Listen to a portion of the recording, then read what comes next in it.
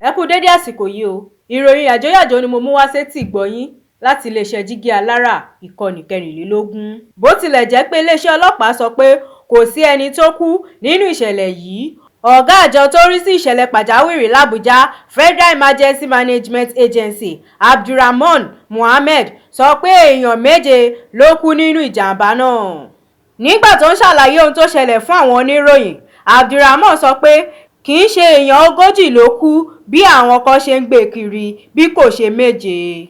Èèyàn 5 kú níbí, èèyàn kan kú lọ́hùn yẹn, wọ́n ń gbé ọ̀kan lọ ilé ìwòsàn lòun náà kú.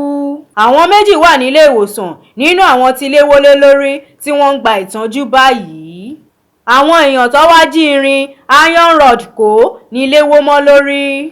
Wọ́n ti mọ̀ pé àwọn atúnlùṣe kò kí ń wá ní ọjọ́ Sátidé àti ọjọ́ Sunday ni wọ́n fi wá láti wá jí irin yẹn ni wọ́n ń kó tí ilé fi wó mọ́ wọn lórí.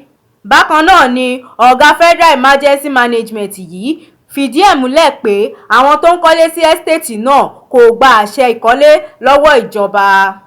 Ó ní wọn kọ́ àwọn ilé náà síbi tó tọ́ ló jẹ́ kí ìjọba máa wó wọn lulẹ̀. Lára àwọn ilé tí wọ́n ti wó tẹ́lẹ̀ ni èyí tí àwọn tó fẹ́ jí irin tú lọ yìí, tí irin tí wọ́n fẹ́ jí sì rán wọn lọ sọ́run gẹ́gẹ́ bó ṣe sọ. Àwọn oníròyìn ti rí ọ̀pọ̀ ilé tí wọ́n ti kọ́ sí ẹ́stéètì náà tí ìjọba ti bẹ̀rẹ̀ sí ní wó wọn lulẹ̀, àti àwọn míì tí wọ́n ṣàmì sí láti wó pẹ̀lú.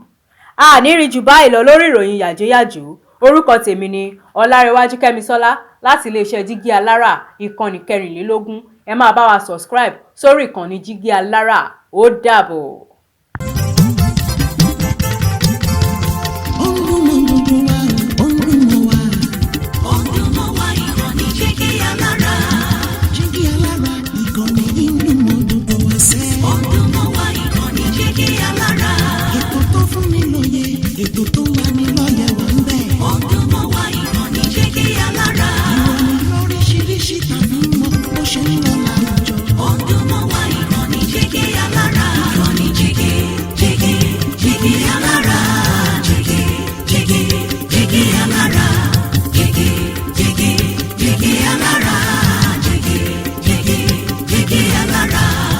Ìkànnì Jígí Alára 24, bàbá gbogbo.